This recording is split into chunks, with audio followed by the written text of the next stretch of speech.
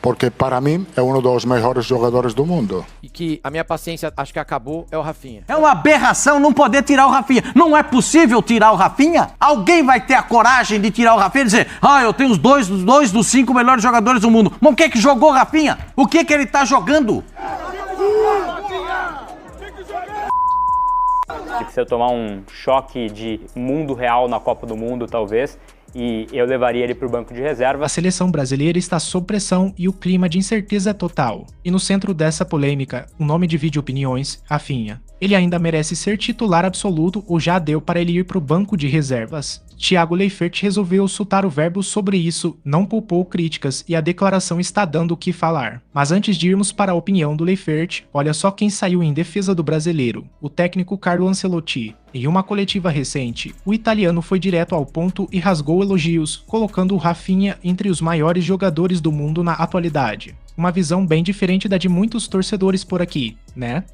Eu acho que Rafinha pode jogar em todas as posições na frente, porque sua história diz isto. Começou à direita com Bielsa no Leeds, começou em Barcelona à direita, e depois jogou à esquerda e jogou sempre muito bem. E vai jogar muito bem também aqui. Há que ser calmo, paciente, tranquilo, darle a confiança. Rafinha tem toda a confiança do mundo, porque para mim é um dos melhores jogadores do mundo.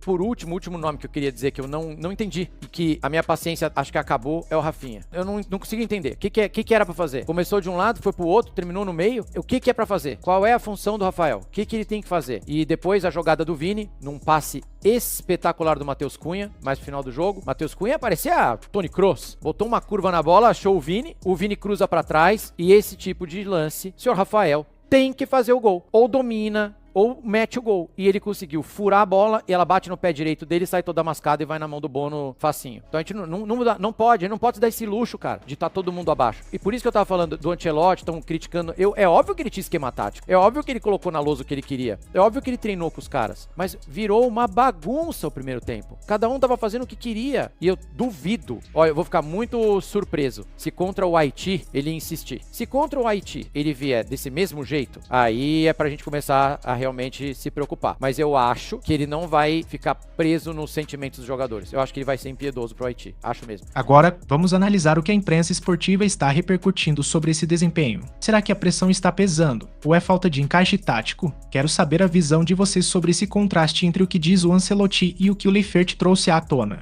É uma aberração não poder tirar o Rafinha. Não é possível tirar o Rafinha? Alguém vai ter a coragem de tirar o Rafinha e dizer: eu tenho os dois dos 5 melhores jogadores do mundo. Mas o que jogou o Rafinha? O que ele tá jogando? Vocês podem me explicar? E prejudicar. Que máscara, irmão. Que máscara. E com todo respeito, tá tudo certo. Cara, que perna, irmão. Pô, você tá na seleção brasileira, você é sabe? Segunda Copa, não ganhou nada. É igual eu, não ganhou nada. Ainda sou vice-olímpico, sou campeão sul-americano, né? Tenho ainda uma medalha, tenho o título sul-americano, né? Fui vice-campeão da Copa América, também tenho ali, mas não é nada também. Agora, que perna, que máscara. Eu concordo com o Bruno, tá? O Rafinha foi péssimo no primeiro jogo, mas foi muito mal. Pra mim, foi o jogador mais decepcionante da seleção brasileira, porque se esperava muito dele. Rafinha e Vinícius Júnior, a Copa deles é essa, na minha opinião. São os caras que chegam como os grandes nomes, são os caras que vêm de grandes temporadas por Real Madrid e Barcelona. Vinícius Júnior deu conta. Fez o gol do empate da seleção brasileira, golaço. Fez jogadas que poderiam resultar em gol, chamou a responsabilidade e ganhou moral com o Ancelotti, como eu falei, tá? Isso foi uma informação que eu trouxe, que o Ancelotti tinha alguns homens de confiança e que depois desse jogo ele falou: cara, o meu cara é o Vinícius. Ele se impressionou muito com a postura, principalmente do Vinícius, com a atitude do Vinícius Júnior. E do outro lado, o Mauro César Pereira, um Rafinha que decepcionou muito. A minha pergunta é, eu sei que você não gosta de falar do individual, você acha que o treinador tá atrapalhando o Rafinha ou a pressão pode estar atrapalhando o Rafinha nos últimos jogos, não só agora de seleção brasileira? Porque o que foi dito pra mim é que o Rafinha, ali nos bastidores, é o jogador que mais se pressiona, Mauro. É o jogador que mais se incomoda quando ele não entrega na seleção o que ele entrega no Barcelona. Ele se cobra muito, ele sai puto de campo, ele sai muito cabisbaixo. Até no último jogo a gente viu, né? Ele deitado, ele sentado dentro de campo.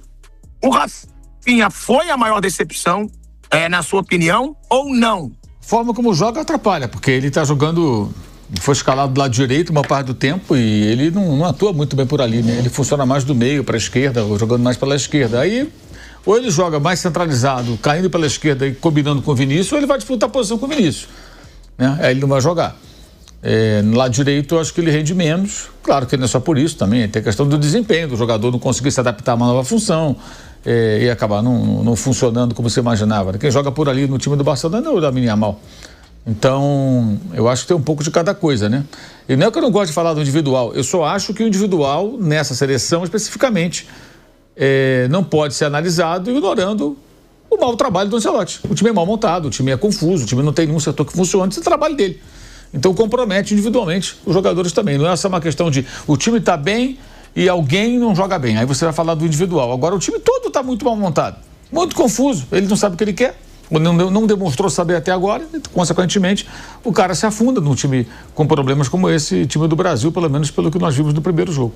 Acho que é algo impopular, mas eu não entraria em campo com a ponta direita com o nosso querido Rafinha, né, que fez um jogo muito ruim também. Acho que ele precisa tomar um choque de mundo real na Copa do Mundo, talvez, e eu levaria ele para o banco de reservas, mas essas mudanças vão ser poucas, imagino aí, do Carlo Ancelotti para esse jogo. Tem uma obrigação de vencer, é um jogo muito mais físico, mas que tem uma exigência técnica, tática um pouco inferior. Acho que o Brasil vence tranquilamente, essa é a expectativa, pelo menos, vamos ver na prática, né? É um Rafinha que realmente, se ele se cobra muito, ele tem que estar se cobrando muito agora. Para mim, as maiores decepções da seleção brasileira, Casemiro e Rafinha disparado. Porque eu esperava algo deles e eles foram péssimos no primeiro jogo.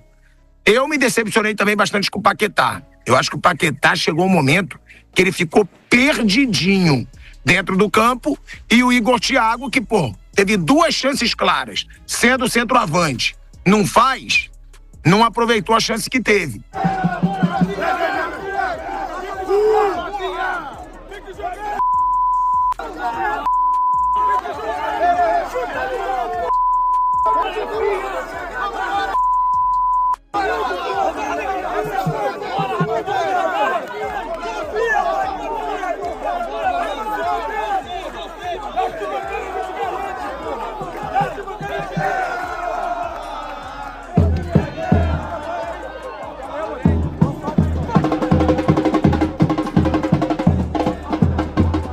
Esse foi o resumo de hoje, mas a discussão principal acontece aqui embaixo. Rafinha titular ou banco na seleção? Deixa sua opinião nos comentários, eu vou ler todo mundo. Fico por aqui, até a próxima.